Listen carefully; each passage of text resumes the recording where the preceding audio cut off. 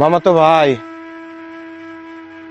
তোরে একটা কথা বলতাম, তুই কিছু মনে না করলে তুই কি আমারে কয়টা টাকা ধার দিতে পারবি? তোর স্বভাবটা পরিবর্তন করিস। যে কাউরে দেখলে যে টাকা চাস, টাকা কি গাছের গোটা যে চাইলে পাওয়া যায়?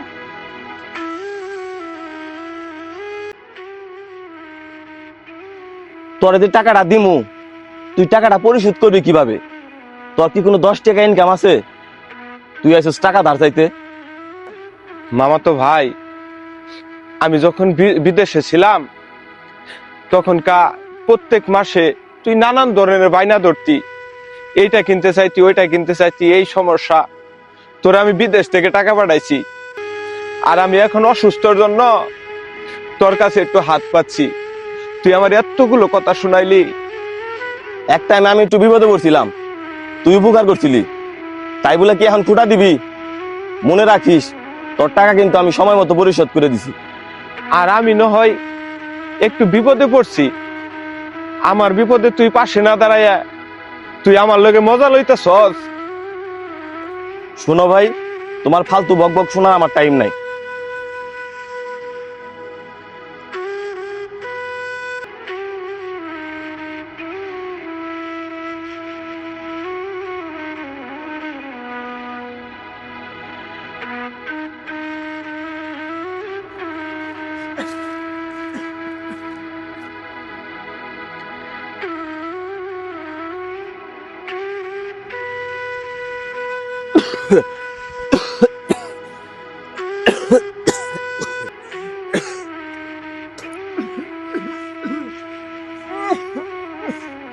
চাচা,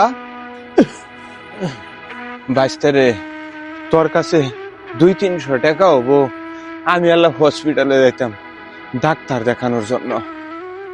চাচা, 200-300 টাকাতে কিসের ডাক্তার দেখাবে? ডাক্তারের ভিজিটে তো 500 টাকার উপরে। ডাক্তার আর কই দেখামু?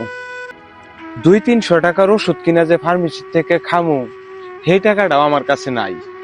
আমার কাছে তো বেশি টাকা নাই, এখানে 1000 টাকা আছে।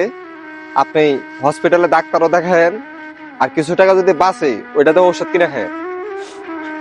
বাবা রে, তুই এই টাকাটা দিয়া আমার যে কত বড় একটা উপকার করলি সেটা একমাত্র আমিই জানি। আর এই টাকা দিয়া আমি 1 সপ্তাহ ওষুধও কিনতে পারো, আর ডাক্তারও দেখাইতে পারো। চাচা, আপনি কিছু মনে না করলে একটা কথা বলতাম। আমি আমার বাবার কাছ থেকে শুনছিলাম আপনি দীর্ঘদিন বিদেশ ছিলেন, আর ওইখানে কাজ করে কি আপনার জন্য 10টা টাকাও সঞ্চয় করেননি? বাবা রে, তোর আর দুঃখের কথা কি কম। দীর্ঘদিন আমি প্রবাসে ছিলাম, আমার বউ মানে তোর চাচি, তার কাছে টাকা পাঠাইতাম প্রত্যেক মাসে মাসে। তার বাপের বাড়িতে বড় একটা বাড়ি করছে, সম্পদ করছে। বিদেশ থেকে আসার পর আমার পোলাডারে লইয়া তার বাপের বাড়ি চলে গেছে, আর আমারে দেখতে পারে না। আমি যখন প্রবাসে ছিলাম তখন আমার টাকার মেশিন হিসেবে তারা ব্যবহার করছে। বাবা, তুই তো ছোট মানুষ, তোর আর কি কমো। তুই যদি কোনোদিন প্রবাসে যাস, নিজের কাছে অল্প কিছু এলেও কিছু সঞ্চয় করে রাইখে দিবি। আমার তো পুরা কপাল, আমার আজকে দেশে আইসা মানুষের কাছে হাত পাততে হয়। আমি সকল প্রবাসী ভাইদেরকে বলবো, নিজের কাছে অল্প কিছু সঞ্চয় হলেও সবাই যেন রাখার চেষ্টা করে।